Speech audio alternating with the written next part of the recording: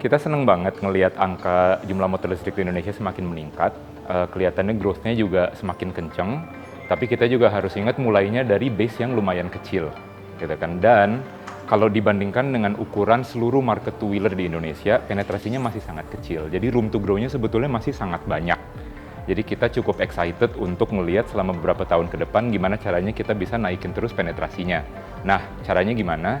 Fokusnya kalau di kita adalah untuk menciptakan produk yang terbaik, gitu kan? Karena kalau menurut kami di market, user Indonesia itu ekspektasinya sangat tinggi terhadap motor dan perlu lebih banyak motor listrik yang memberikan kualitas, durability, dan juga jarak tempuh yang mereka harapkan.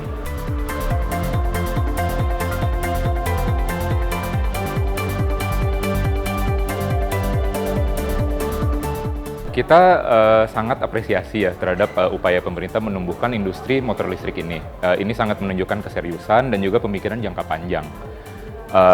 Kalau menurut kita, tapi kalau dari pemain industri, tanggung jawab kita adalah memastikan kita selalu memberikan produk yang terbaik ke market, gitu kan, supaya kebutuhan konsumer terpenuhi dan jumlah motor listriknya semakin meningkat. Jadi kita harus mencari caranya supaya kita tidak mengandalkan subsidi saja, gitu kan. Kita harus bisa memberikan produk yang berkualitas dengan harga yang kompetitif untuk motor listrik bisa semakin diadopsi di masyarakat.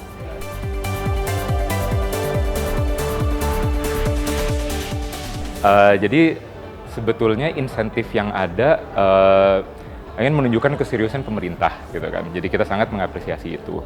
Kalau dari produsen, sebetulnya yang kita butuhkan adalah prosedur untuk dapat insentif yang jelas dan juga reimbursement yang cepat dari pemerintah ketika kita memberikan insentif tersebut, gitu kan.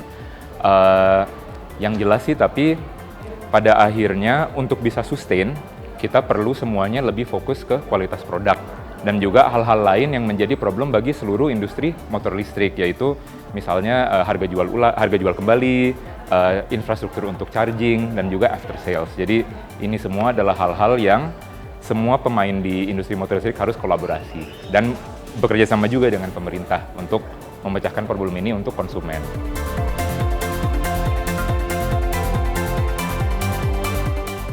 Ini tahun yang besar banget buat kita, karena ini tahun kita launching produk pertama kita. Jadi kita sangat excited lah tahun ini. Kita lagi banyak testing motor kita untuk memastikan ketika nanti kita luncurkan itu sudah betul-betul semuanya teruji durability-nya. Kita juga lagi siapin pabrik, kita juga akan siapin showroom dan bengkel. Jadi itu semua harus sudah ada nih ketika kita launching. Nah, kalau dari strategi kita sendiri, kita melihat Makam Motor ini adalah perusahaan R&D, gitu kan. Value kita adalah datang dari menerjemahkan pemahaman kita mengenai kebutuhan user di market Indonesia, jadi suatu produk yang berkualitas, gitu kan. Kita semua sangat passion soal motor. Saya sendiri pengguna motor, saya kesini juga naik motor tadi. Saya sama co-founder saya, teman SMA, dulu kita tiap hari naik motor ke sekolah, gitu kan. Dan kita sadar bahwa untuk masyarakat Indonesia, motor itu bukan sekedar alat transportasi aja yang dipakai, gitu kan. Motor adalah buat kebanyakan keluarga aset termahal yang mereka punya. Dan ini adalah gaya hidup, ini juga menjadi refleksi dari pribadi mereka, gitu kan. Sehingga ekspektasinya sangat tinggi nih dalam decide untuk ganti ke motor listrik, gitu kan. Jadi produk motor listrik yang bisa meyakinkan masyarakat harus memenuhi ekspektasi tersebut, gitu. Jadi itu fokus kita di Makam Motor.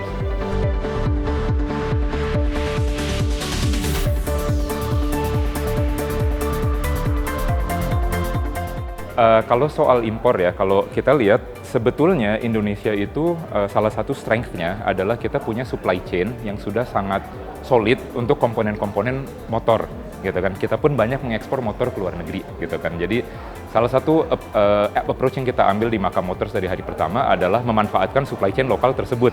Karena banyak supplier-supplier lokal untuk komponen yang penting seperti rangka, bodi plastik, yang sudah punya pengalaman berpuluh-puluh tahun membuat produk yang berkualitas untuk pasar Indonesia. Untuk bisa bekerja sama dengan mereka, kita menurut kita harus R&D sendiri sebetulnya, supaya dari awal bisa develop bareng dengan mereka. Jadi kalau untuk komponen yang sama dengan motor bensin, itu sebetulnya di Indonesia sudah sangat strong. Menurut kami sih tidak perlu impor. Tapi untuk komponen EV-nya, misalnya baterai, control unit, atau dinamonya, ini masih sangat awal kondisi supply chain-nya di Indonesia.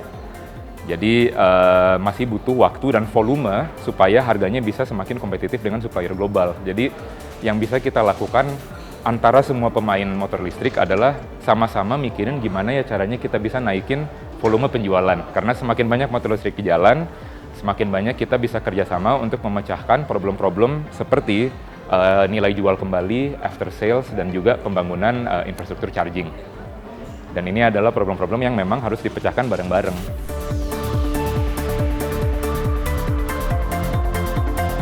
Kalau kita lihat ya di Indonesia kan, Indonesia adalah market motor dua roda terbesar ketiga di dunia hanya setelah China dan India, gitu kan. Kalau kita bandingkan dengan kedua negara tersebut yang lebih besar, penetrasi motor listrik kita tuh sangat-sangat kecil, gitu kan. Di China udah banyak banget motor listrik, kayaknya hampir semuanya listrik kalau ke sana. Di India angkanya kurang lebih sudah 5%. Di sini masih jauh di bawah 1%. Jadi ini kalau menurut saya sih potensi yang sangat exciting gitu kan, karena room to grow-nya ini masih banyak. Ukuran pie-nya cukup besar untuk semuanya gitu kan. PR kita semua adalah memastikan kita bisa datang ke market dengan produk yang terbaik yang memenuhi ekspektasi konsumen gitu kan. Karena buat orang Indonesia beli motor tuh nggak main-main.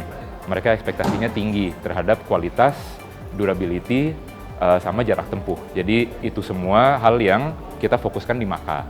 Dari awal kita melakukan R&D sendiri karena kita merasa itu yang dibutuhkan untuk bisa menghasilkan motor yang terbaik yang memang tepat guna untuk user di Indonesia.